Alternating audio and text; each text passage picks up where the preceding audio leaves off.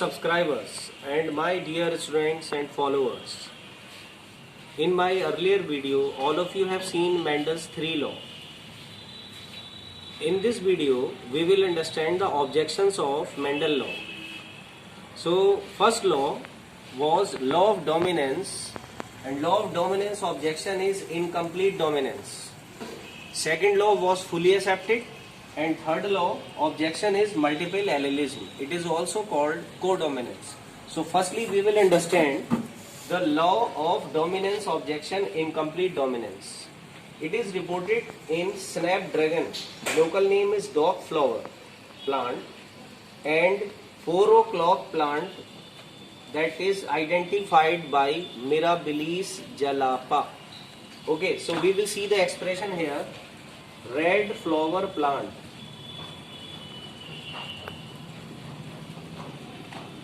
and white flower plant. Capital R, capital R. Okay, now small r, small r, small r, small r. When they cross to each other, iska 50 capital R, iska 50 small r. So now pink. Flowers are pink. This is by cross pollination. And this is F1 generation. Same if we repeat it in F2 generation by cell pollination.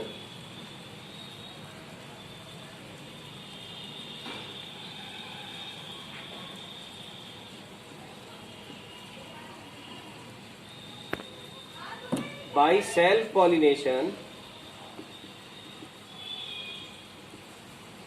in F2 generation, capital R, capital R, capital R, small r, capital R, small r, and small r, small r. This is red. Okay, now this is red, not it's a pink. So pink will also be identified as a red. This is also pink, identified as a red. Pink color को हम white नहीं कह सकते, red ही कहेंगे. Now this is white. Okay, so now phenotypic ratio. Phenotypic ratio, red and white, 3:1. This is 3:1. And now genotypic ratio,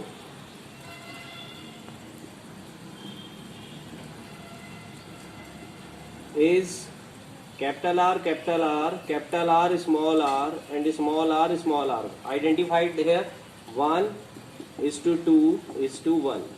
So this is called incomplete dominance because dominant character is not expressing 100% in F1 generation. That's why it is suggested as incomplete dominance. यानी dominance character आएगा लेकिन पूरी तरीके से नहीं आएगा. उसे हम F1 जनरेशन में देखें या F2 जनरेशन में देखें तो यहाँ पर डार्क रेड आना चाहिए था तो पिंक आया. That's why first law of dominance became objected and known as a incomplete dominance. Okay, second law मैंने बताया था वो fully accepted है. Now third law है multiple allelism. So firstly we will understand the multiple allelism. Definition: when more than 2 allele means group of gene are present for a character, then this condition is called multiple allelism or codominance. इसका example है human blood group. सो पूरी दुनिया में जितने भी human हैं उनके blood group को कंट्रोल करने वाला एक स्ट्रक्चरल जीन है, that is IA, IB, I dot.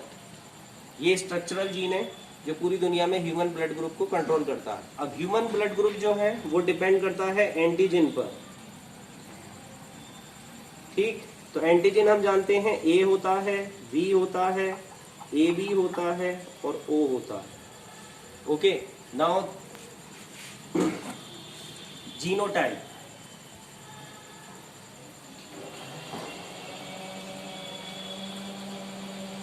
Genotype अगर हम ब्लड ग्रुप A है तो A में A एंटीजन होता है, B नहीं होता, तो इसे हम यहाँ B को नेग्लेक्ट कर देंगे तो यहाँ बन जाएगा IA. देखें इसकी इससे मल्टीप्लाई की IA IB, A and blood group A में ए एंटीजन होता है, बी होता नहीं है, तो इसे नेग्लेक्ट कर देंगे। फिर दोबारा से आई ए और आई डॉट। इसी तरीके से बी के लिए देखें, बी में ए नहीं होता तो इसे नेग्लेक्ट कर लेंगे, तो आई बी एंड दूसरा आई बी और आई डॉट। ठीक है, यहाँ पर हमने इसको हाइड कर लिया तो इसकी इससे मल्टीप्लाई की तो आई बी आई डॉट। ए और बी में दोनों होते हैं तो यहाँ ओ नहीं होता, तो यहाँ पर आ जाएगा आई ए और आई बी। ब्लड ग्रुप ओ में कोई एंटीजन नहीं होता, ए और बी नहीं होते, तो यहाँ पर सीधा इसका जीनोटाइप आ जाएगा आई ओ। तो यहाँ देखें कितने आ गए, 1 2 3 4 5 6, तो यहाँ आ गए 6 जीनोटाइप। और फिनोटाइप इन्हें कहते हैं फिनोटाइप, तो 1 2 3 4 ये कहलाएंगे 4 phenotype, 4 phenotype. So 4 phenotype and 6 genotype are controlled by a single structural gene that is known as IA, IB, I dot. तो इस तरीके से हम कह सकते हैं कि जो मेंडल का थर्ड लॉ था, लॉ ऑफ इंडिपेंडेंट असॉर्टमेंट, उसका ऑब्जेक्शन यहाँ पर मल्टीपल एलेलिज्म हुआ। तो ये ब्लड ग्रुप डिसाइड करता है। तो ब्लड ग्रुप इनहेरिटेंस जो होती है वो